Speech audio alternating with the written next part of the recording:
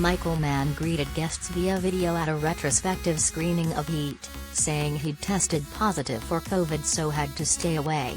Producer Art Linson and stars Al Pacino and Robert De Niro took the stage at the United Palace Theatre in Washington Heights without the writer/director of the iconic crime drama.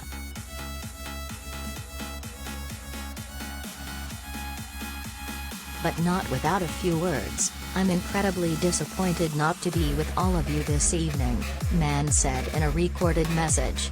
At the Broadway Deli in 1994, "I told Art, let's produce my screenplay and find a director, because maybe I wouldn't direct it. He told me I was crazy, so this is all his fault," he joked. "I tested positive for COVID 2 days ago. I am feeling great and will be out of isolation in a few days.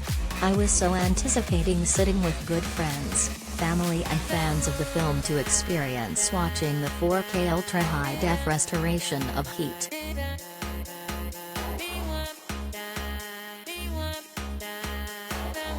Related story.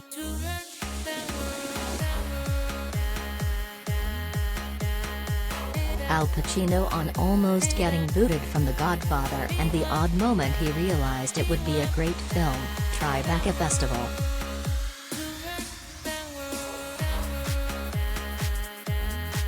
Mann is quarantining in Italy where he's working on his next film, the biopic Ferrari with Adam Driver.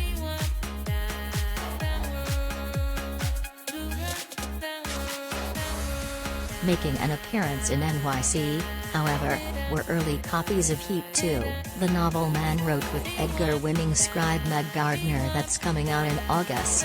The book is billed as both a sequel and prequel to the events in Heat, where Pacino plays obsessive police lieutenant Vincent Hanna tracking down De Niro's master criminal Neil McCauley and his gang. It's the debut of Mann as a novelist and of Michael Mann Books in a deal with HarperCollins imprint William Morrow.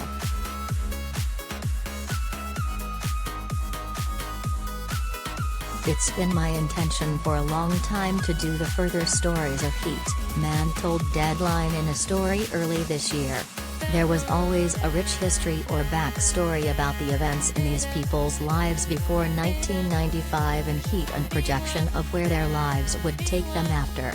Reps for the publisher had a table piled high and were handing guests advance copies at the screening Friday night, part of the Tribeca Festival's retrospective series.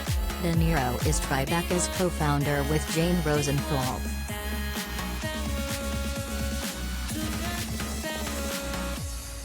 Heat 2 starts just after the events of the film conclude. The first movie was so successful that it's not hard to imagine a second.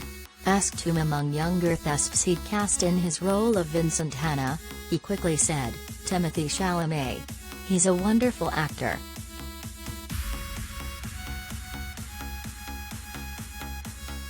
During the Q&A, Linson noted that Mann didn't lack the confidence to direct, but it was hard to get movies made. And he thought maybe another director could get it done.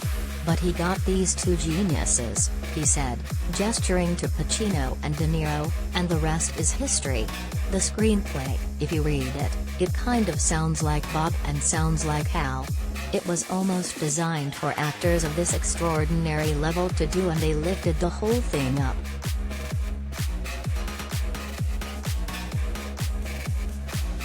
The Warner Brothers film was the first time De Niro and Pacino appeared on screen together.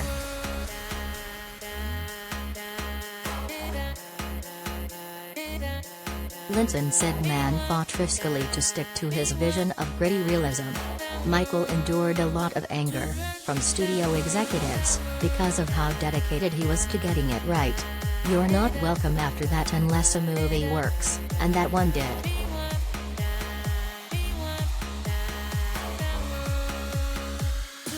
There was a scene where we were shooting in the Hollywood Hills with William Fichtner where Bob threw a chair through a glass window, and that night the studio came down to visit the set to basically say, "Go faster." Michael said, "Hey, if you keep me here any longer, it is going to go even slower."